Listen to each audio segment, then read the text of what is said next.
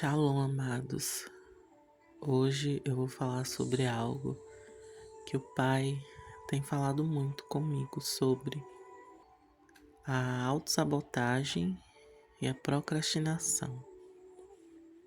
A procrastinação é uma consequência da autossabotagem. O que é a autossabotagem?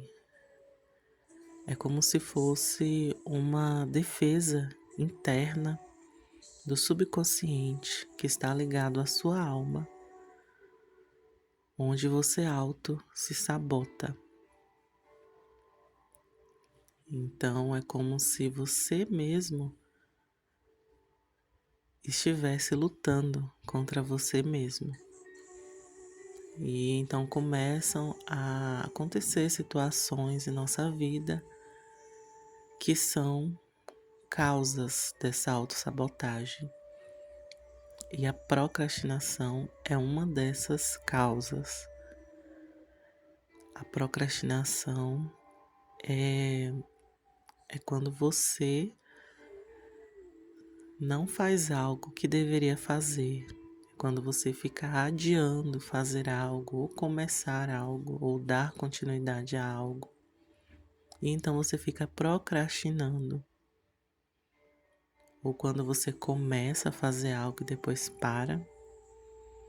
Então, o Pai tem falado muito comigo sobre o tempo que a gente vive hoje, onde muitas vezes as pessoas têm buscado algo no espírito, sobre essa busca espiritual por mais de Deus, sobre ser ativado no espírito, e começam e depois param, depois não conseguem continuar, não conseguem permanecer.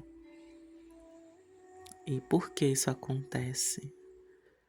O Pai ele nos convida a olharmos tudo o que acontece em nossa vida com um olhar mais elevado, com um olhar de filhos maduros, porque os filhos imaturos, eles vão culpar coisas externas. É aquela história que tudo é o diabo, mas não é bem assim. Quando você começa a olhar com esse olhar mais profundo, você começa a ver e enxergar dentro de você esses gatilhos que vêm da alma, do subconsciente, que muitas vezes a raiz desses gatilhos estão lá nas profundezas, que são muitos bloqueios, são muitas causas para os bloqueios que algumas pessoas têm internamente. E esses dois que eu citei, que seria essa autossabotagem, a procrastinação, é apenas um de tantos que pode estar acontecendo na sua vida, se você se identifica com isso. E o Pai, ele me falou que o medo, ele também está ligado, ele está sempre presente quando a pessoa de repente ela age com essa autossabotagem. Sempre o medo ele está presente. Muitas atitudes que às vezes as pessoas têm, está uma raiz do medo escondida nessas atitudes. E quando você começa um processo de busca espiritual, de ativação, de repente pode começar a acontecer situações adversas, seja talvez uma enfermidade física em você ou familiares, seja talvez uma dificuldade financeira. Muitas coisas podem acontecer em meio a esse processo de busca, que na verdade são coisas que tentam parar você, tentam se tornar esse obstáculo para você não continuar a sua busca. E então o medo entra. E é a primeira coisa que paralisa é o medo, e aí junto se torna essa procrastinação, onde você estaciona na sua busca, onde você não consegue mais continuar. E é onde vem muitas vezes essa questão das pessoas começar a culpar o externo, a culpar outras pessoas sobre o que de repente começa a acontecer na sua vida. Mas o Pai nos convida a olharmos com esse olhar mais elevado, olhar como Ele vê cada situação em nossa vida. Ele sempre nos convida a fazermos essa autoanálise, olhar para dentro de nós e enxergar quais são esses gatilhos, né? Jesus, ele sempre está ao nosso lado para nos ajudar, para estar nos curando, nos livrando de todo mal, de todo medo interno que esteja nos impedindo de prosseguirmos a nossa jornada. Então, o primeiro passo seria fazer essa autoanálise e olhar e você se perguntar: onde foi que eu parei? Qual foi o motivo de eu ter parado, estacionado na minha busca? E se é uma situação adversa que você ainda está vivendo, você olhar para essa situação e ver o propósito maior. Não olhar apenas com os olhos naturais, mas olhar com os olhos espirituais, olhar além, porque toda situação que acontece, ainda que talvez seja uma situação que a gente tenha como um mal em nossas vidas, tudo traz um aprendizado, tudo traz uma lição para que a gente venha a amadurecer.